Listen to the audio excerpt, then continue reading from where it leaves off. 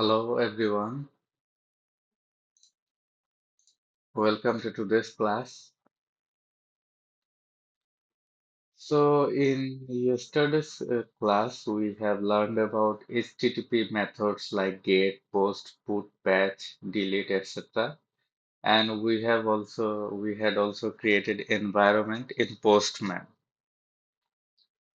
So let's dive into some of these concepts like do all environments use the same server? No, they use different kinds of servers like uh, dev, seat, etc. Okay, so get what methods we have learned so far? We have learned about get, post, put, patch, delete, etc. So,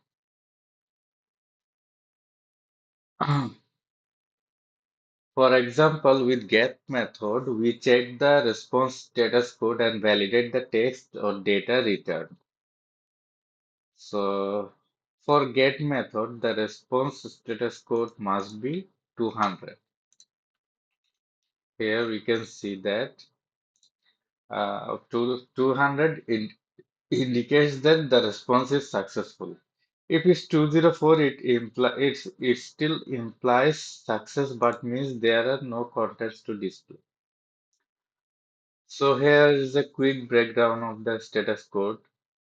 100 to 199 is informational responses, 200 to 299 is successful responses, 300 to 399 is redirectional message, 400 to 499 client errors, and 500 to 599 server errors. For example, when you delete something, you often see a 204 no content status. It confirms that the deletion was successful. So let's validate the response with Postman. So here you can see verify the response status code is 200, which is okay. Then you verify that the response status code is not 206 expected, is not expected. Notice that the console panel displays data like first name, last name. So this brings us to text validation. So you can add a condition like Michael. This helps confirm the data returned is accurate. So after testing the API in the dev environment, we will see in other environments like Seed. But manually validating conditions for every API can be exhausting and unproductive. So to streamline this, we use assertions. So assertions are used to verify whether the actual result matches the expected results. For example, if you expect a status code of 200, the assertion checks this automatically. So assertions tell Postman what to check and validate. Okay.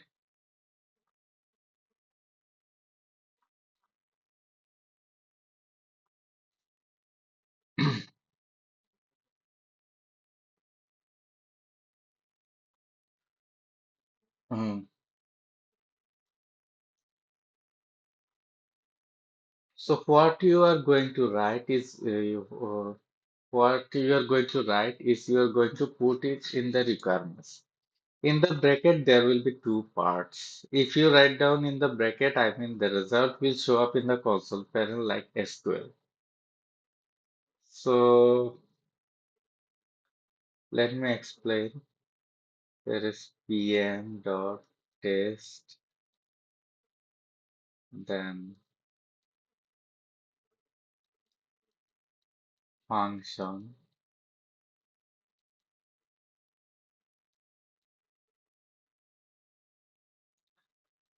is command, method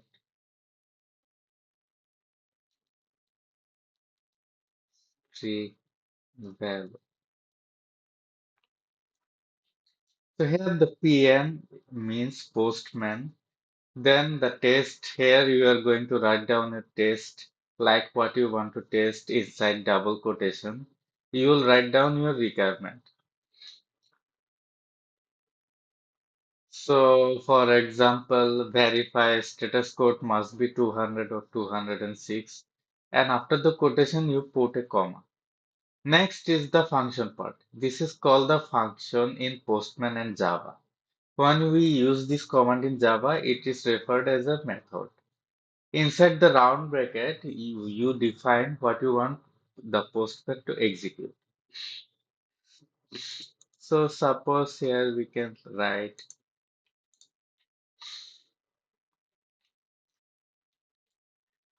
uh, PM test verify status code must be 200, then function, then PM response to have status 200.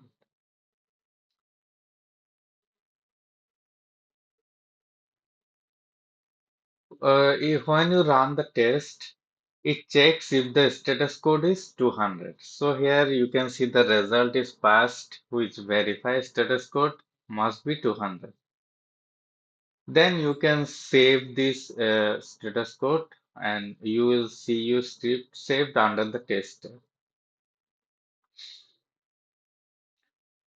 If the expected response doesn't match with the actual response, Postman will throw an assertion error.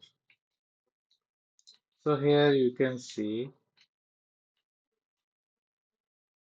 the assertion error. So the expected status code is 206 and the actual response is 200. So assertion error, it shows assertion error, expected response to have a status code 206 but got 200. This happens when the expected result doesn't match with the actual result. Okay,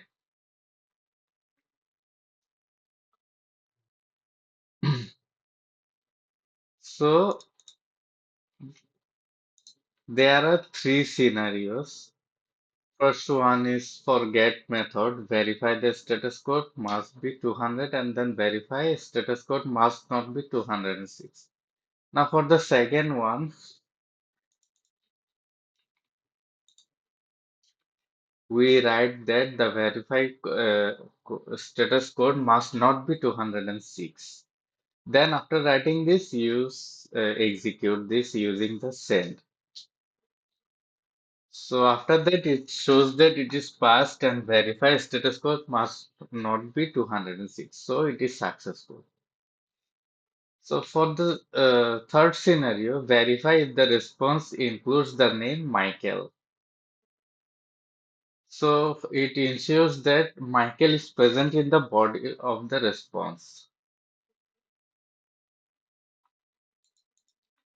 So for this,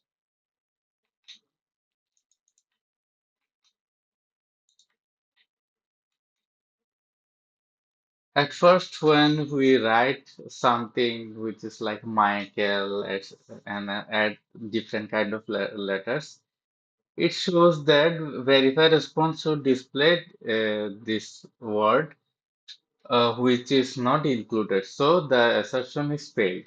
But after we write Michael, it shows that verify response should display Michael. Okay.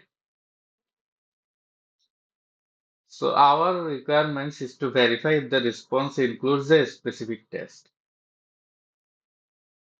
You can customize the string value for testing purpose.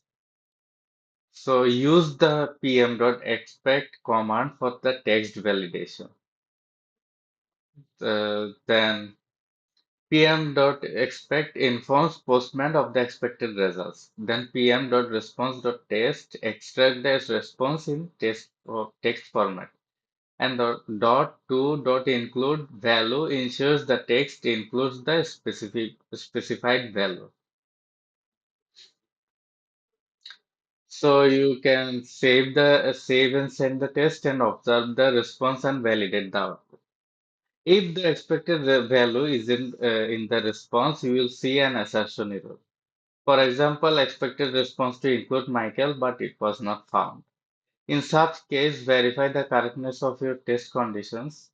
If everything is correct and you still encounter an error, it indicates a bug which should be reported.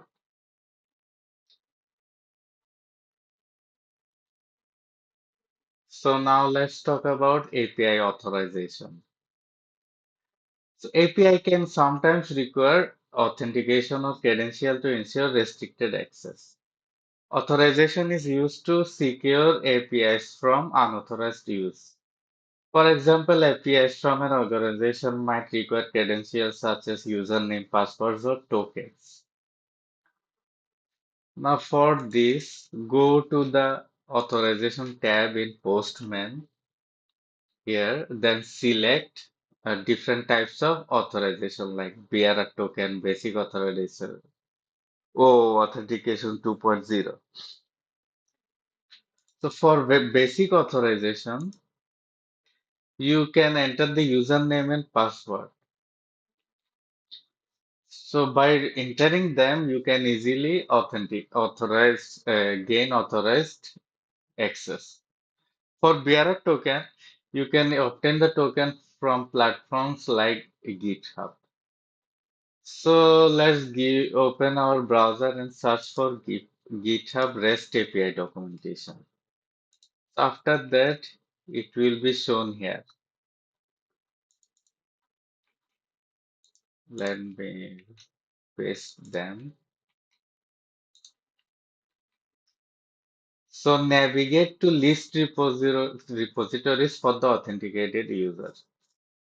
Now you can copy the endpoint here. You can see that which is api.github.com/user/repos. This is the complete URL for the authenticated user repositories. The base URL is up to github.com while the rest forms the endpoint.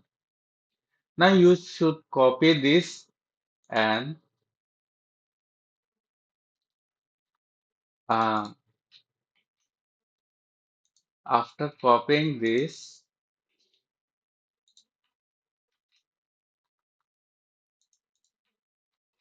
you will have to create new collection named authentication test in Postman.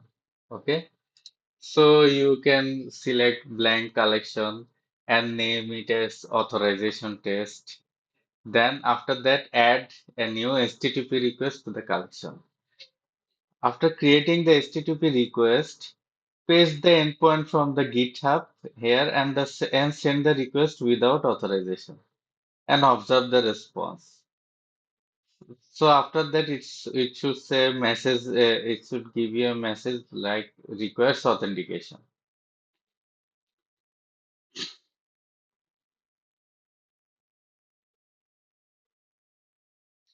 So for this, go through the authorization tab and choose bearer token. Then obtain the token from GitHub.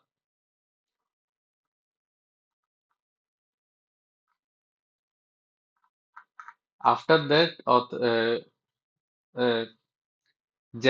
generate a token on GitHub and copying and pasting the token into Postman should verify the responses. Okay.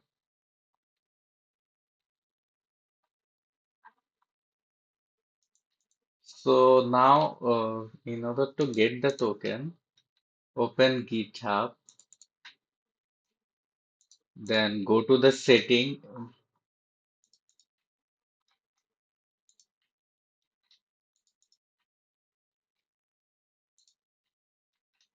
So first open GitHub, then create your account or log into there and go to settings. Then navigate to the developer setting on the right hand side. Here you can see that the developer setting. Under the developer setting, you can see that there is personal access token and token classic. You should select the token classic and select generate new tokens. Then you can set an expiration date. for example, 7 days, and name it something like demo 2 or demo 1, etc. After this, it will generate the token for around 7 days. After that, it will be expired. So after generating the token, copy the token to the Postman for testing. So go back to the Postman and open your collection and navigate to authorization tab and select bearer token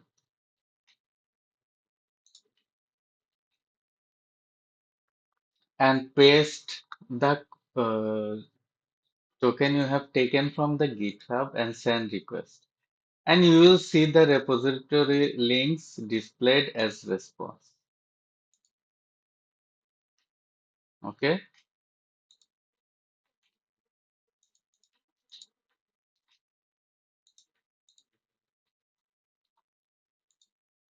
So if the token isn't provided, you will see an unauthorized error. So you can use different types of token like bearer tokens, O authentication 1.0 and O authentication 2.0. However, O authentication types may require additional details like setup. So in Postman, the collection represents builds or versions like authorization test or build 1.0.